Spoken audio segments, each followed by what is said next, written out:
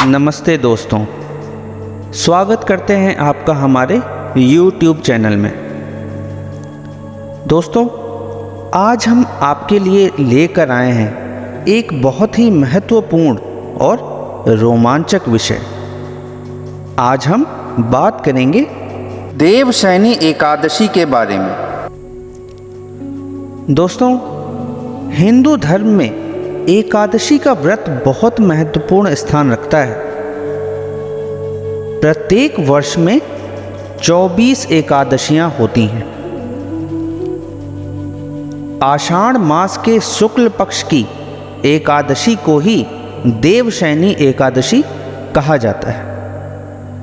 कहीं कहीं इस तिथि को पद्मनाभा भी कहते हैं। सूर्य के मिथुन राशि में आने पर ये एकादशी आती है। इसी दिन से चतुर्मास का आरंभ माना जाता है। इस दिन से भगवान श्री हरि विष्णु क्षीर सागर में शयन करते हैं और फिर लगभग 4 माह बाद तुला राशि में सूर्य के जाने पर उन्हें उठाया जाता है। उस दिन को देवोत्थानी एकादशी कहा जाता है। इस बीच के अंतराल को ही चातुर्मास कहा गया है। दोस्तों, भगवान विष्णु ब्रह्मांड के पालनहारा हैं। उन्हें अक्सर क्षीर सागर पर सोते हुए दिखाया जाता है। शेषनाग उनके चारों ओर कुंडलित होते हैं। यह योग निद्रा के 4 महीनों के दौरान ब्रह्मांड के सुस्त अवस्था में होने का प्रतीक है। दोस्तों, पुराणों में वर्णन आता है कि भगवान विष्णु इस दिन से 4 मास पर्यंत पाताल में राजा बलि के द्वार पर निवास करके कार्तिक शुक्ल एकादशी को लौटते हैं। इसी प्रयोजन से इस दिन को देवशयनी तथा कार्तिक शुक्ल एकादशी को प्रबोधनी एकादशी कहते हैं। इस काल में यज्ञोपवीत संस्कार, विवाह, दीक्षा ग्रहण, यज्ञ, गृह प्रवेश, गोदान, प्रतिष्ठा एवं जितने भी शुभ कर्म हैं वे सभी त्याज्य होते हैं। दोस्तों, आधुनिक युग में वैज्ञानिकों ने भी खोजा है कि चातुर्मास में विभिन्न प्रकार के कीटाणु अर्थात सूक्ष्म रोग जंतु उत्पन्न हो जाते हैं। जल की बहुलता और सूर्य तेज का भूमि पर अति अल्प प्राप्त होना ही इनका कारण है। दोस्तों, देवशयनी एकादशी पर एक बहुत ही महान कहानी या कथा प्रचलित है। चलिए हम उस कहानी को सुनते हैं। दोस्तों, यह कहानी राजा मानधाता की कहानी है, जो देवशयनी एकादशी से जुड़ी कहानियों में से एक है। राजा मानधाता एक धर्मी और सदाचारी शासक थे। वह अपनी प्रजा से बहुत प्यार करते थे और अपनी करुणा और उदारता के लिए जाने जाते थे। एक दिन राज्य में भयानक सूखा पड़ा।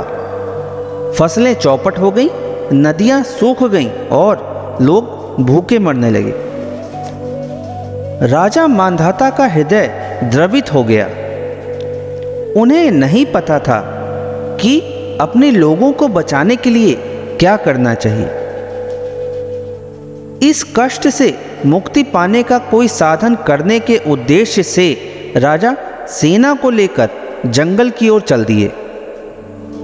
वहां विचरण करते करते एक दिन वे ब्रह्मा जी के पुत्र अंगीरा ऋषि के आश्रम में पहुंचे। ऋषि ने उन्हें दर्शन दिए और उनसे कहा कि सूखे को खत्म करने का एकमात्र तरीका देवशयनी एकादशी का व्रत करना है।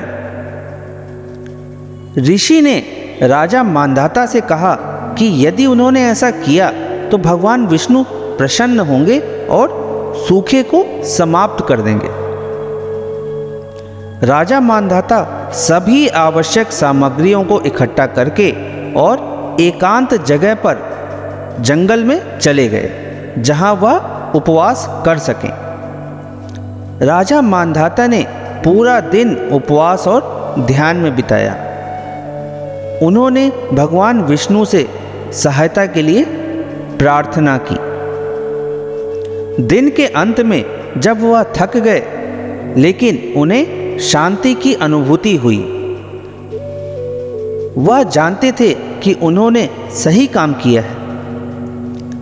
अगली सुबह जब राजा मांधाता ने देखा कि बारिश आ चुकी है और सूखा समाप्त हो रहा है और फसलें लहलहा रही हैं, उनकी जनता बहुत खुश हुई।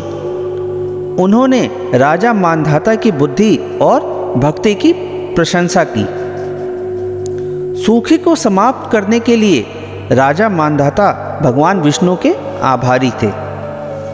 वह जानते थे कि उनके उपवास के कारण ही लोग बच गए। उन्होंने हमेशा एक अच्छा शासक बनने और हमेशा धार्मिकता के मार्ग पर चलने की प्रतिज्ञा की। दोस्तों, राजा मांधाता की कहानी देवशयनी एकादशी के महत्व की याद दिलाती है। यह भगवान विष्णु का उपवास, ध्यान और प्रार्थना करने का दिन है। यदि हम ऐसा करते हैं तो हमें उनकी कृपा और अनुग्रह का प्रतिफल मिलता है।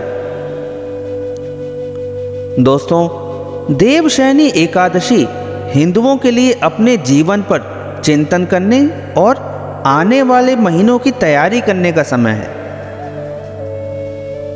यह भगवान विष्णु की पूजा करने और उनसे आशीर्वाद मांगने का समय होता है। दोस्तों, देवशयनी एकादशी को मनाने के लिए कई अलग अलग तरीके हैं। कुछ लोग इस दिन व्रत रखते हैं तो कुछ लोग केवल फल और सब्जियां खाना पसंद करते हैं। कई लोग प्रार्थना करने और भगवान विष्णु के बारे में कहानियां सुनने के लिए मंदिरों में भी जाते हैं। शाम के समय लोग गीत गाने और कहानियां सुनाने के लिए एकत्रित होते हैं। यह परिवारों और दोस्तों के एक साथ आने और इस महत्वपूर्ण त्योहार को मनाने का समय है। दोस्तों, देवशयनी एकादशी शांति और प्रतिबिंब का दिन है। यह दुनिया की चिंताओं को दूर करने और उन चीज़ों पर ध्यान केंद्रित करने का समय है जो वास्तव में जीवन में महत्वपूर्ण है। दोस्तों, देवशयनी एकादशी एक सुंदर और सार्थक त्योहार है जो आपके जीवन में शांति और खुशी ला सकता है। तो दोस्तों, आशा करते हैं आपको हमारा यह वीडियो पसंद आया होगा। यदि पसंद आया है तो अपने फ्रेंड्स और फैमिली में ज़रूर शेयर करें और इस त्यौहार को खुशी से मनाएं। हमारा वीडियो देखने के लिए धन्यवाद और शुभकामनाएं।